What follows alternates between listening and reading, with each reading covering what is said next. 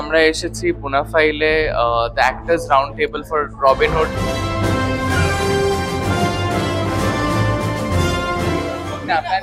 বলেছে 1 ঘন্টা আগে শুরু হবে, অগ্নিদা বসিয়ে রেখেছে। অগ্নিদা 1 ঘন্টা আগে ডেকেছে, কিন্তু এখনো শুট শুরু হয়নি। আমরা 1 ঘন্টা ধরে না খেয়ে বসে আছি। Srishti, any thoughts? No thoughts, I want food. Srishti wants food.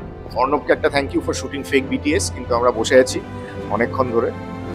So hopefully will get it started সুন।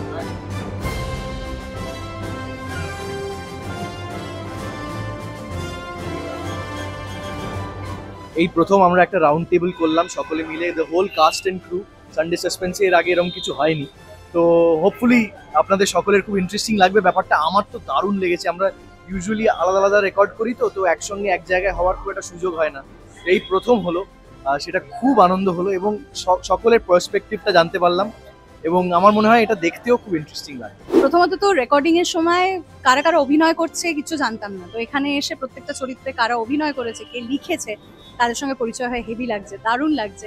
সব সময় তো হয় না যে আমরা যারা যারা রেকর্ড করলাম একসাথে, নেপথ্যে যারা টিম রয়েছে, সাউন্ড ডিজাইনার, রাইটার, প্রত্যেকে এক জায়গায় আসা, এইটা একটা খুব বড় ব্যাপার। আমি মির্চি বাংলাকে, সানডে সাসপেন্স টিমকে, অগ্নিদাকে, রিচিকে অনেক ধন্যবাদ জানাই যে আমাদের সবাইকে এক জায়গায় করে আজকে একটা এত সুন্দর আড্ডা সেশন হলো। মানে এতজন একঝাঁক গুণী শিল্পীকে এক জায়গায় আনতে পারাটাই আমার পক্ষে ভীষণ তৃপ্তির, ভীষণ আনন্দদায়ক।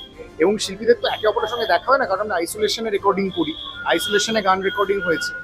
তো এই সব শিল্পীরা একসাথে এলেন এবং একটা খুব সুন্দর ক্রিয়েটিভ আদান প্রদান ঘটল। মানে ঋতব্রত সুজয়দার থেকে যে প্রশংসাটা পেলো, বা অয়ন্তিকা দিয়ে যে সবার প্রশংসা করলো, বা শুধু প্রশংসা বলে বলছেন, এই যে ফিডব্যাক অভিনেতারা, টেকনিশিয়ানরা, শিল্পীরা একে অপরের থেকে পেলো, I think that is very very enriching.